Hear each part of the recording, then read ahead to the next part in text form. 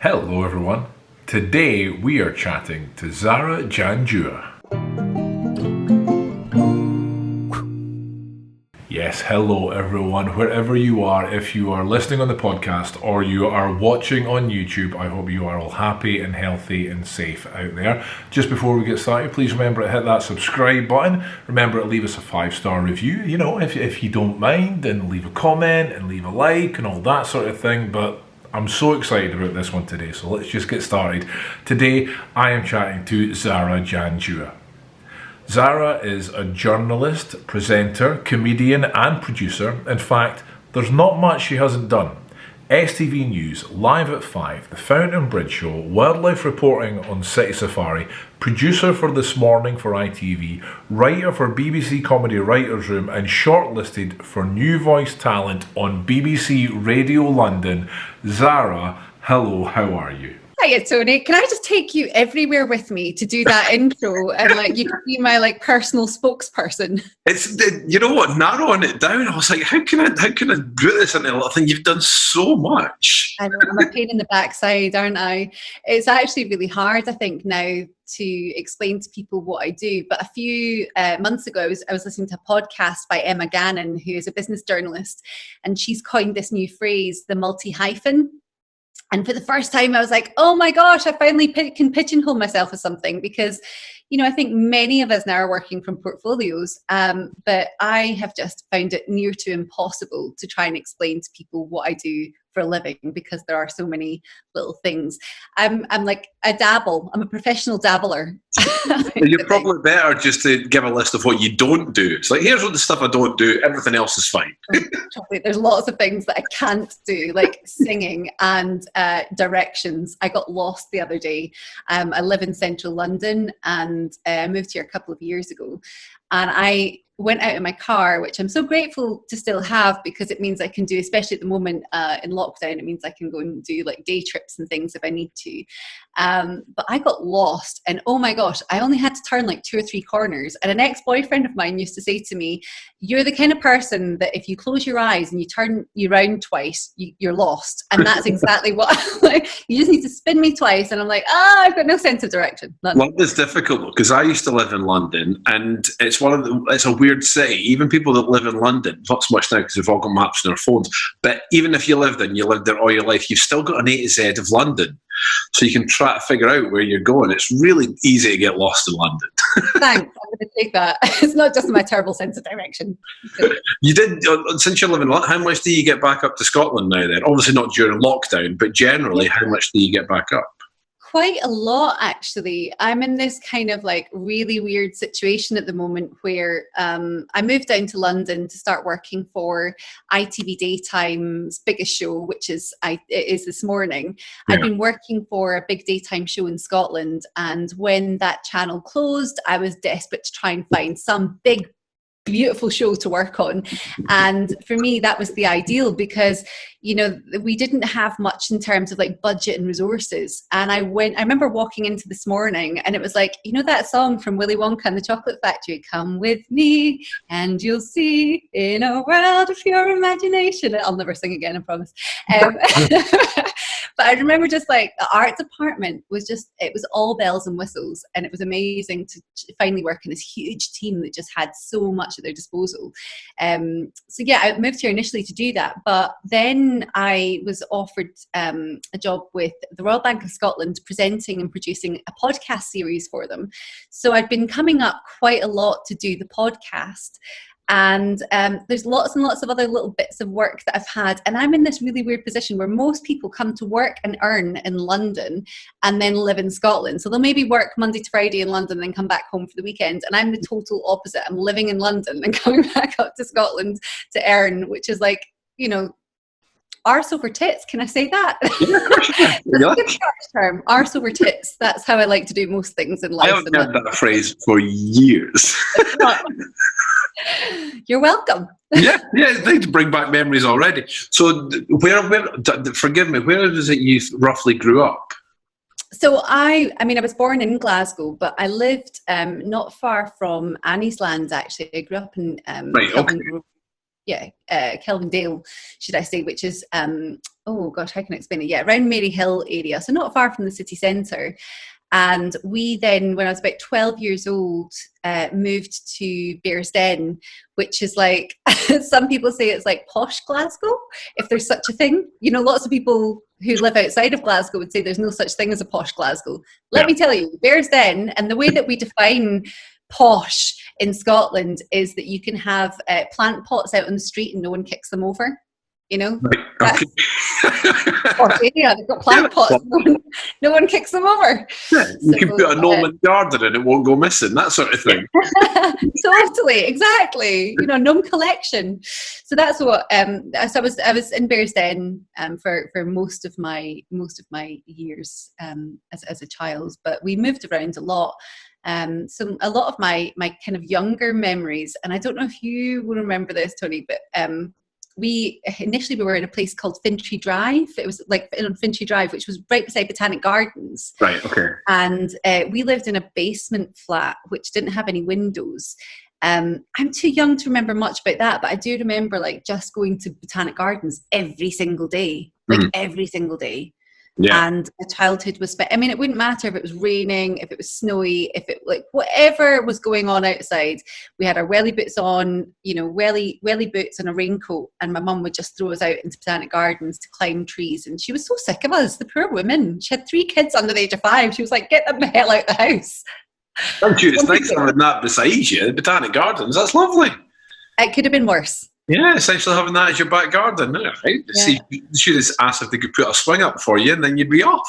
But what I also loved was around about Botanic Gardens, and this is what I was going to say. I don't know if you remember this, but like there was like a Safeway supermarket. Do you remember the days of Safeway? I remember Safeway. Yeah. So if we were good, we got to go into Safeway and choose a snack, which I really liked. Safeway was one of those shops that I don't remember it disappearing. I just remember it not being there anymore. You know what I mean? All of a sudden they became Tesco's and Asda's and things like that. But it's like, I mean, was there not a shop called Safeway at one point? It's kind of like the opposite of what happens in puberty, isn't it? You go to bed one night, no hair, wake up, and it's there. It's like the exact opposite of sorry, if that was my experience of puberty, you know, who knows? Where did that come from? Quick onset puberty, bang, you're done. Mine was a lot more painful. My voice was cracking all over the place. Oh, really? Oh, you poor thing. Yeah, I do remember when I was young asking my dad, this is ironic saying this now with this full face of fuzz I've got now, but I remember the first time going to my dad, can I borrow your razor? And him just quickly giggling going, on you go, son. I had like one hair on my cheek. Yeah. You just wanted to get in there as quick as you could. Yeah. But I don't remember in between. I don't remember an in between. I don't remember having one hair on my cheek and then having patchy. I remember having that, and then I remember having this. Yeah, because it was like this Safeway supermarket, like in reverse. Yeah, you're completely right. You're completely right. And so, growing up, did you have a lot of holidays around about the place? Did you Scotland holidays, or did you travel about the place? Well, my dad is from Pakistan, and when we were much younger, we went to Pakistan, which was lovely. But we tended to. My dad had his own business. He had a car firm, and it was. I mean, we're talking like 30 years ago here. I'm 35 now. So when I was younger, like the mobile phones were those bricks. Yeah. Those horrific Nokia. The big ones. Oh yeah. The Crown TV ones. So my dad we would refuse to go abroad because he then couldn't use his mobile phone. So anywhere we did go, we went on a lot of like caravan holidays. Yeah. We went to places where as soon as we arrived, my dad would be up on the dunes or in the sand trying to find signal. So no, we were never one of those families that got to go to Disneyland or that had those amazing adventures. I was like one of the, I was one of the rough kids, if I'm being honest. We were just too rough. We weren't allowed in places. They knew we'd kick off. I mean, when I say this, our family, so I'll tell you a story about my little brother. They couldn't take us anywhere because this is the kind of thing that would happen. So we went to B&Q for the day. My little brother's going to hate that I'm telling this story. We went to B&Q for the day, and my little brother must have been about 5 at the time. So I was about 9. And B&Q is like a home shop where you go to buy bathrooms and look at kitchens and stuff. And You buy we were in the bathroom during lockdown. yeah, where people have been enjoying going out, and getting stuff to do during lockdown. But we were in the bathroom section, and my mum and dad were busy looking at one of the toilets, and they didn't realise that my little brother, who'd been asking to go to the toilet for like an hour, they'd just been ignoring him because he'd been like several times. They turned their back for 1 minute, and when they looked back, my little brother was pooing in one of the display toilets, sitting completely. But he also had this habit of getting naked, so he'd taken everything off and he was sitting naked on the toilet doing a poo. So because of that, your brother is going to hate that you're telling this story. Especially he's still single, so sorry, lady. He's toilet trained now, though, I promise. That's amazing. Yeah, we were just rough kids. We weren't allowed to go anywhere. That's understandable, though. As a kid, if you need to go to the toilet and you see a toilet, you're going to go. Well done, him. Are you? Are you, though? Well, I would think by the age of 5. The age of 5, if you look at kids now at the age of 5, they've got their own iPads. They're like programmers. They're working for Rockstar North by now, by the age of 5. Exactly. So you, I touched on before, obviously, you're a presenter on the Fountain Bridge Show. You're a presenter on Live in 5, where we first met as well. Where we first met, yeah. You were all over the place in Scotland. So what sort of, did you have a favourite? When something came up, going, right, can you go up here? Can you talk about this here? Can you go talk about the sheep farming up in the Hebrides? Was there a favourite place to go visit? Scotland is, yeah. Well, so when I was a reporter and presenter, I initially at the time, I didn't realise that it was fortunate. It's one of those things where, when people make decisions for you and you're told you just need to move or you just need to go and do something, you think it sucks. But I was working in Edinburgh, and there were some changes that took place on the channel, and I was just told, basically, you need to move to Aberdeen, which is about 250, almost 300 miles up north from Edinburgh. Or from Glasgow, really. So yeah, but I was not looking forward to it. I was grateful that I was moving with a very close colleague of mine, George Ward, who is my fellow reporter. So both of us were being moved up there to essentially produce, present, report, but just the two of us in the team. So it was a lot of him filming me filming him. And he is amazing to work with, and we had the best fun together. And one of the things that we decided to do, my bosses are going to hate that I'm saying this. It's all coming out now, Sonny. But George and I just used to think about, we're reporting in the north of Scotland. It's an entertainment programme. What kind of stories can we do to reflect where we live in the more rural part of Scotland? And we were fortunate that the North Coast 500, which is like Scotland's answer to Route 66, was launched in the time that we were living up there. So we kind of put a pitch together and spoke to our boss, and we're like, we've kind of got this as a bucket list thing that we want to do. Do you mind if we basically take a car and spend 10 days traveling the whole of the north of Scotland and filming? And we'll book into hotels along the way. And I don't know why, but they agreed to it, which was honestly a big old jolly for us. We did. It honestly was, though. It was really cool. So the North Coast 500 starts in Inverness. So we went to the starting point, and it's a really well organised route where you can get lots of information about things to do along the way. But you cut from Inverness, which is sort of on the east side, right across to the west, and you start to work your way up the whole of the north of Scotland, all the way around the coast and back down, finishing where you start. And I had spent a lot of time in the west of Scotland, in the Highlands. They're just amazing. And I'd love to talk more about the West Coast Highlands, because I fell in love with them in a period of my life. But I started to discover places along that route that I just would never have imagined existed in Scotland. And we were lucky as well to have some fantastic weather, Tony. Do you know, like Scotland, if the weather's nice, it's like incredible. paradise. It's incredible. Yeah. Really.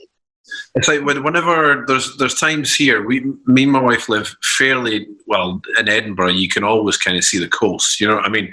And there's some days you look at it and it just looks like watercolours. Oh, gosh, You're looking over Fife and across the Forth, and it just looked like a watercolour painting. And I kind of want to take pictures and put them up and go, honest, there is no filter on this picture. You know what I mean? 'Cause some of the views we get around about Scotland are incredible. I never fully appreciated it. And I think growing up, I was always very adventurous and I wanted to leave Scotland. And I just never saw the beauty of it. And it wasn't until my mid to late 20s that I started to discover what was on my doorstep. And just, I could have kicked myself for having spent so long wanting to, go and travel and see other parts of the world or even other parts of the UK without having properly explored my own country. But one of the places that I absolutely loved was, there's a place called Lochinver, and we went there to do a report on Hermit's Castle, which is the smallest castle in Eastern Europe or in Europe. And it's like, when I say it's small, you can hardly, you couldn't even lie down in it. But it's this big trek. So we had to park our car and walk with all the camera equipment. So there was just the two of us, and it was a big tripod, a big camera, all the equipment. And it was raining. Of course, it was raining. It was Scotland, and we walked across these hills for oh gosh, it must have been about 6 or 7 kilometers that we're walking with all this equipment, and reached there just in time to do an interview. And the funny thing was, we had no signal. So that's the other thing about Highlands, is quite often you'll find your mobile phone is completely redundant. And we were trying to arrange an interview, and that morning we'd woken up, we jumped in the car and we'd gone. And I was the whole way trying to get some phone signal, trying to send a text message. It wasn't happening. So we ended up having to stop in phone boxes, like the old red phone boxes, and put coins in and phone this woman that we were supposed to meet. And she was an architect and a historian, and she met us there. And we did this fabulous interview with her, did a great bit of filming, and the weather started to pick up. And as we were walking back to the car, we decided to go a slightly different route, and we discovered Achmelvik Beach. Have you ever seen it? No. The pictures of it, right? So I honestly thought it was a mirage because I was walking over this hill and I just saw a clear opening, and it's a beautiful bay. And it's like, I lived in Bermuda for a little while. And when I was flying into Bermuda, I just lived in Bermuda for a while as well. A little name drop there. A little bit different from Aberdeen, I'll give you that. Yeah, well, that's what I mean. I like to travel. But when I was flying in, I remember looking down and seeing pink sand and turquoise water. And that's exactly what it was. And I just thought, there's no way this place is for real. And I remember someone riding this beautiful black horse on the beach, towards us. And as I say, the weather had started to pick up. So George and we just put down the equipment. And I mean, we didn't have our, swimming costumes or bikinis and stuff or whatever with us. So we kind of sorry, George, honestly, I don't know why I'm revealing everything. We're like, there's no one around. Why don't we just strip off? We still had clothes on, but we just kind of t-shirt and pants and stuff, and just jumped in for a wee swim. And it was honestly lovely. It was freezing. It was very cold. At least that was George's excuse. It was very, very cold. But it was just beautiful. And I apparently found out afterwards that, in fact, that beach is used, they film holiday videos there. It's used to, for destinations all over the world. They sort of pretend that it's the Caribbean. It's been used in flyers and things before. So for these Scottish holiday companies that can't afford to send crews and stuff out, they wait for a really nice day, which there's about 2 a year, and go to Achmelvik Beach and film these amazing scenes there, because it's just, it is like paradise. How have I never heard about this beach before? Yeah. Yeah, I loved it. Honestly, you should go. I was looking at pictures of it earlier just to kind of remember what that was like. And I remember I had this Bob Marley t-shirt on underneath everything. So I was casting my mind back to being in Bermuda. Lovely. And you went to Strathclyde Uni? Yes. Well, I initially went to Queen Margaret's to study business. Right. And I studied business as an undergraduate degree. And then that was why I went to Bermuda, because after 4 years of studying. Name drop in Bermuda again now. Well, I'm just trying to explain the process, explain the story. The reason was that my dad and my mum were very keen for me to find a job, and I was like, everything was so dull, Tony. Yeah. Everything, all these kind of entry-level marketing positions, and I did them, and I got sacked from like 2 or 3 because I was just awful. I didn't care, and my heart wasn't in it. It was rubbish. I was actually, I think I was a wee bit rude as well, to be honest, to some people. I was a bit of a tearaway still at the age of 22.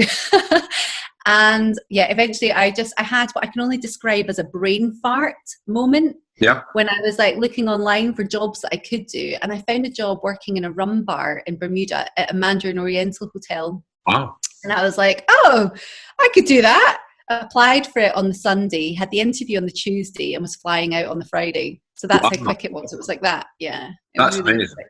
Yeah, it was good. Strathclyde Uni, grew up in Glasgow. So Glasgow must have a proper place in your heart, though. I know Bermuda's lovely. Must have a proper place in your heart. Oh, Glasgow, I think that I was always really keen to get away, and now, especially that I'm older, my entire family still live in Glasgow. Yeah. And there's something, it's like putting on, and be honest about this, Tony, do you have like a favourite pair of socks that you probably should throw away and they're quite tatty, but you just really like them? I've got jumpers like that my wife keeps trying to get rid of. Yeah. Socks, not so much, but jumpers, yeah. That's kind of like what coming home to Glasgow's like. It just feels like warm and cozy, and just I know it so well now. You can go on autopilot when you're driving around Glasgow. I know what to expect, and it just feels it is home. I've started really enjoying showing it off to people as well. Yeah. So when I have the opportunity to take people there, new friends that I meet in London, and take them home for the weekend to meet my folks, to drive about with them, I do feel really proud of it. There's some beautiful spots in Glasgow. Glasgow's lovely. You've just reminded me of, I remember seeing, I think it was a sketch with Billy Connolly. It was one of Billy Connolly's stand-up. And he was talking about whenever he goes home to Glasgow, whenever he gets off the train at Glasgow Central, and he goes, you can just feel Glasgow rising from your feet up. You can just feel it re-emerging back into your body. Because it does. I mean, obviously, I'm from Edinburgh, but Glaswegians, there's a proper... I don't know, there's an ownership in a Glaswegian's heart of the city that they're so proud of, that we have in Edinburgh as well, but I think Glasgow's just got it so much more in its people. I love that, the sketch that you're talking about with Billy Connolly, because I'm pretty sure, is that the one where he talks about when you step out of Central Station in Glasgow, it smells like the city has been deep fried. Yeah. Someone has literally deep fried the city, because there's a few fish and chip shops round about the station, and so it is one of the first smells that you get is just this like deep fried fat, which is glorious. Yeah, I miss that. Yeah, but it is. I mean, I'm one of the few, I keep saying, I think I'm one of the few Edinburgh people that actually really likes Glasgow as well. I know we've got a bit of a fun rivalry there, but it's a beautiful city to go visit. It really is. And it's obviously Edinburgh gets a lot of the tourism things, obviously I know more about Edinburgh than I do about Glasgow. But it is, I mean, the stories of the Clyde and everything like that, it's a beautiful, beautiful city. It really is. Yeah, I mean, seeing as we're being honest, I have to say that, I mean, I left Glasgow when I was 18 to go to Edinburgh to study. So I studied at Queen Margaret's there, and I went back I did a master's degree in Strathclyde later on. Yeah. I spent, from the age of 18 to about 23, I was in Edinburgh. And I wasn't particularly loyal to my Glasgow roots, I have to say. I fell in love with Edinburgh. Yeah, I fell in love with it. Are you sure you're okay to say that? You're going to be safe? I'm not going to have to get you protection or anything. No. I mean, Glasgow's home, but Edinburgh was where I became, an adult, and it's where, I was from. My father was quite strict. I was brought up initially as a Muslim, and he was from Pakistan, and I guess I wasn't really afforded many freedoms, and which was one of the reasons I wanted to go to Edinburgh, because I thought it's close enough that I can still bring my washing home to my mum every weekend. but it's far enough away that they won't visit every 5 minutes. There. Yeah. So that was my thinking. So and Edinburgh, it's I was living, oh gosh, I lived all over Edinburgh in the 5 years that I was there, and really got to know the city. And I loved that there was just this contrast. And I'm going to say this really loosely. It's kind of like, in Barcelona, you've got that really nice mix of city and beach. And I think that with Edinburgh, you get that mix of like, you're really, really close to the beach down there, but you've got a volcano, you can see the castle, you've got lots of history, then you've got this big city. And I just like that, there was a bit more choice depending on the kind of life that you wanted to have. You could choose to have it in Edinburgh. You didn't have to have an inner city life. You could move out to Portobello or somewhere near the beach, and still it takes 10-15 minutes to get into the city centre. So which is what I did, and especially when I trained for the Edinburgh Marathon and ran that, and that was so nice to run out to, they've demolished it now, but Kilkenzie Power Station, which was along the beach, and that was my sort of halfway point on my run. And so I used to love being able to run along the promenade and look out to it and know that that's my halfway point. So Kilkenzie Power Station holds a strong place in my heart. So obviously the chimneys, that's what they were always called when I was growing up, the chimneys, because obviously the 2 massive chimneys. And whenever I was coming home from a holiday with my mum and dad, when we were approaching Edinburgh, if you could see the chimneys, it's like, that's it. We're getting close. We can see the chimneys now. So it's I mean, it was an ugly landmark, but it was a landmark. It really was. I went down filming for STV when it was being demolished. Right. And there was this lovely moment when the chimneys fell, and the two of the large chimneys hit, and this kind of puff of smoke appeared, and it was the dust that looked like a man. I remember the Daily Mail and the Sun and everything were running with it because they thought it was like spooky. This sort of apparition, with miners and everything. Yeah. This apparition had appeared on the beach when it was being demolished. You were talking about when you bring friends up to Glasgow and things like that. So when you take people to Glasgow, what's the things that you like to point out? So for Glasgow, for me, it's like round about the art school in particular. I love, because I used to go on a lot of nights out to the art school. And that whole area for me is like Sucky Hall Street on a Saturday night is an absolute sight. So if you're into zombie apocalypse movies, get yourself down to Sucky Hall Street on a Saturday night and get some of that in you. Yeah. But I just think it's a real occasion. I think you get a full mix of people out there at the weekends, and that's. But I always do a wander. So if I'm taking friends, and it's mostly out for the night, so we'll go for like a really nice meal somewhere in the West End. And I do really like the West End for, restaurants. Ubiquitous Chip is probably one of my favourites on Ashton Lane. So Ashton Lane is just, it's got beautiful cobbled streets, and, it's very, very old fashioned. And I think cars can go down, but only so far. And some of the kind of the bars and restaurants have been preserved. They remain very kind of the early 1900s with their architecture, and there's a lot of history down those little roads. But it's also home to some of the best restaurants, in my opinion, in Glasgow. So the Ubiquitous Chip is probably one of my absolute favourites. And then Glasgow University is obviously just round the corner from there, so you can take a really nice walk and then go up into the city centre. And if you walk down towards Woodlands and walk up that way, then you get to the top of Sucky Hall Street. And if it's a Saturday night, that's kind of I love to show them round about that. I do like the nightlife, because I think Glasgow is one of the best cities in the world for students. There's a lot to offer for socialising, for nights out. And I don't think you get a real sense of what Glasgow is about until you've seen some of that, until you've experienced some of that. Yes, there's landmarks. Yes, there's, you can go down and see Nelson's Column. You can go and, you can do all of that, but you really want to go and see Glasgow on a night out. I don't think I could agree more, actually. It is a sight to behold, really. I think it's one of those things that in years to come, you'll sit there with the grandkids and say, right, okay, listen to this. Listen to the things I saw.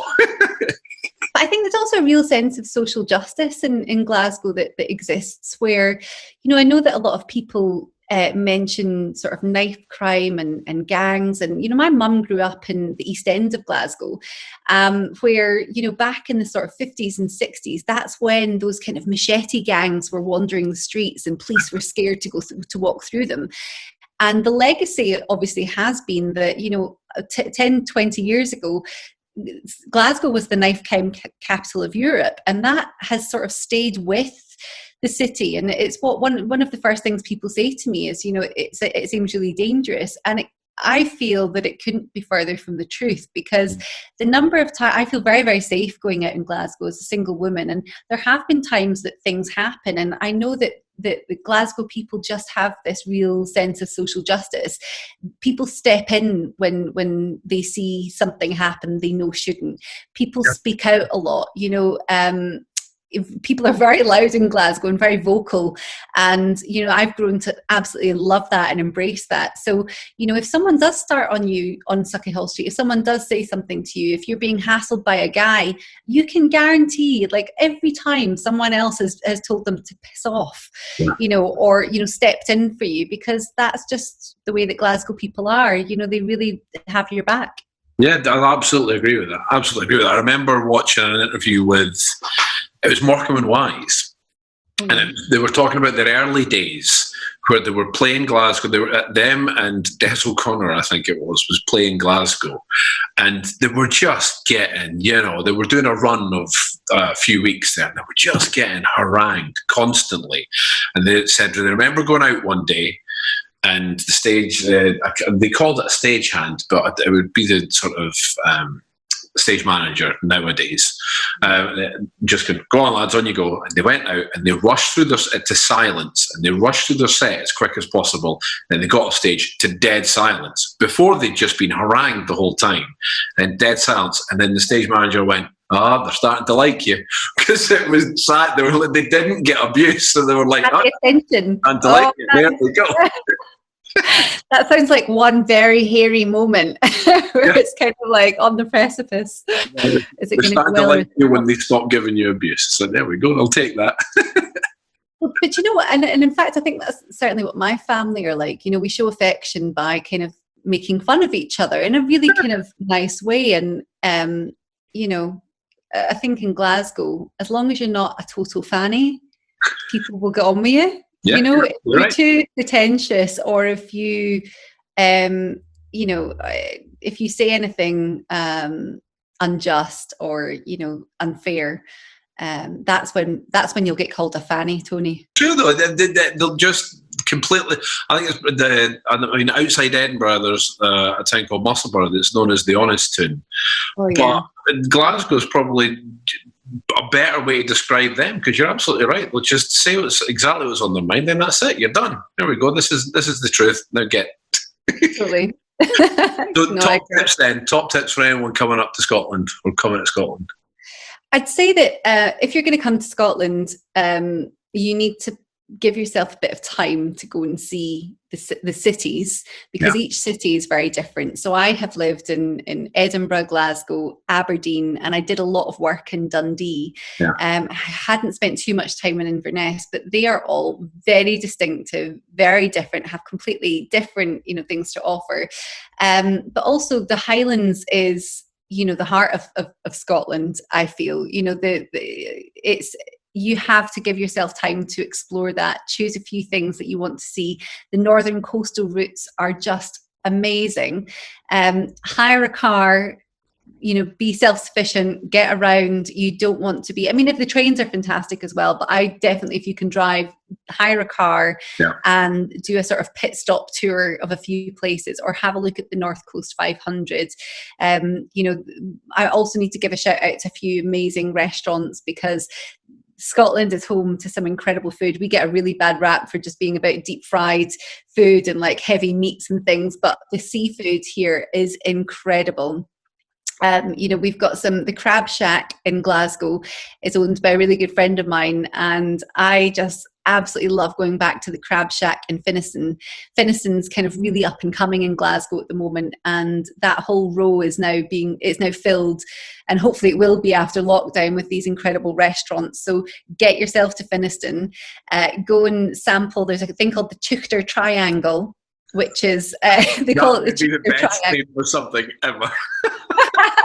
Teuchters are the names that we give to people from the Highlands, and it's 3 pubs in a triangle, funnily enough, that you can visit that are just filled with Highlanders, great booze, fantastic whiskies, and get yourself to a wee restaurant there. But definitely make time to get out up to the Highlands. Okay, this is the difficult bit now. This is the difficult bit. It's like I said, I don't like to call it quick fire. Difficult choice questions. Okay. Hit me. Yeah. Haggis or mince and tatties? Haggis.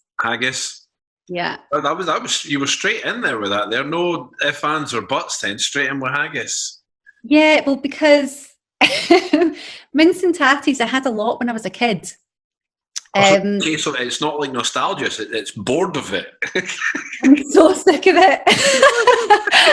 And if anything, the fact that my mum was cooking a lot of Pakistani food, she started to like jazz it up and put spices and stuff in it. But like, there was only so much I could have of that, and I'm done with it. Whereas haggis was quite a new thing for me. We didn't have that growing up, and I'm experimenting with that now. I can't remember who I was talking to about this recently, but I had a friend that I worked with, and he made a haggis lasagna. And it was the most. I was like, no, that can't be. That sounds filthy. It was incredible. So good. It's a wee bit spicy. Well, I quite like haggis pakora, but that's because I'm half Scottish and half Pakistani, so that's my vibe. They're lovely as well. They really are nice. Iron brew or whiskey? Oh. Not here for the easy questions, Zara. So I love Bruichladdich. Bruichladdich, a single malt, is probably one of my favorite things to just enjoy a little nip of. Yeah. Iron brew. Technically, I suppose as well, I should say Iron brew new recipe or Iron brew old recipe as well. Because. No, it's going to have to be Iron brew. Yeah. Yeah, because you can have that all the time. Anytime, all the time. Although I was chatting to someone recently, and me and my wife were talking about it as well. It's a difficult flavour to describe. Oh, it's completely unique, completely, distinctive. And I think it's the kind of thing you look at and you think, is it going to taste like Fanta or Orangina or is it going to have an orangey taste? Which it obviously doesn't. And, I think of I liken it in a way, and I'm going to try my best here, so don't shoot me, but like a sort of Tizer. It's probably sort of that, than anything else. Like a mellowed Tizer. Yeah, I know what you mean though. Really hard to describe, but I love Iron brew bars. I love but no, I do like I could go and nip a whiskey right now, to be fair. Well, next time you're up, we'll go out for a whiskey. That would be nice. Thanks, Tony. Right, this is more designed from you being a West Coaster as well. Ketchup or chippy sauce, because you lived in Edinburgh and it's chippy sauce and it's 100%. Okay, so one thing we need to get straight here is that just because I went to Edinburgh doesn't mean I was converted to chippy sauce. Whatever that thing is, whatever that black magic is there, I'm not interested in it, okay? I don't even do brown sauce on butties and stuff. I am tomato ketchup all the time. Through and through. It's funny, whenever I've spoken through Glasgow, it's the same reaction. It's like, what is that stuff you put on your chippy, honestly? It's like watery. It's like throwing a half a pint of water all over your chips. No, it's lovely. Dressing gown or house coat? What is it? Oh, I'm a house coat, but I'm that's because I'm a wee bit, fur coat and knickers. I wouldn't call it a dressing gown. I'm a house coat. Fair enough. Last but not least, well, I'll give you the two of them. Shortbread or tablet? Shortbread. Yeah.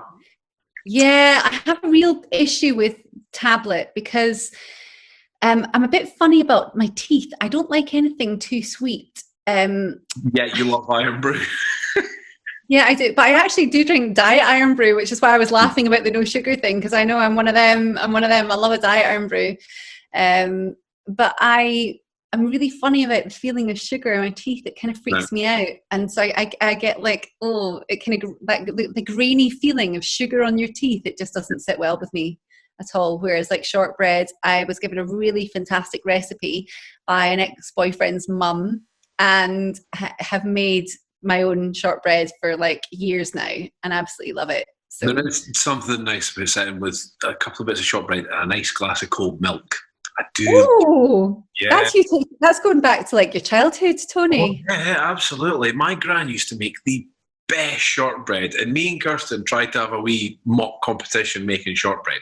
And I can remember when, one of those round metal tins, and then once she'd made it, she'd get the fork and she'd, to make a wee design of fork, and then get her thumb and go all the way around the side to make it all nice and patterned. And it was lovely. It was beautiful. She put some effort into that. Yeah, she did. She did. She never passed on the recipe, unfortunately, so I don't know how she made it, but it was lovely.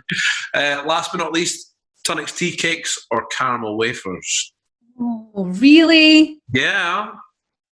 But like, is this in a scenario where, let's say, I have to go to an island for the rest of my life and I can only take one? Is that the kind of thing? That's exactly the same for all the questions. This is it. One for the rest of your life. Damn it. Wafers. It has to be it has to. Yeah. Really? Okay. Yeah. I'm not judging. Because I've got this really. I'm actually like an absolute minger, so I quite like getting a really hot cup of tea and dunking it in and sucking all the chocolate off it. I thought you were going to say you bite off the end and then drink your tea through the caramel wafer. No, that's how I get through men, really.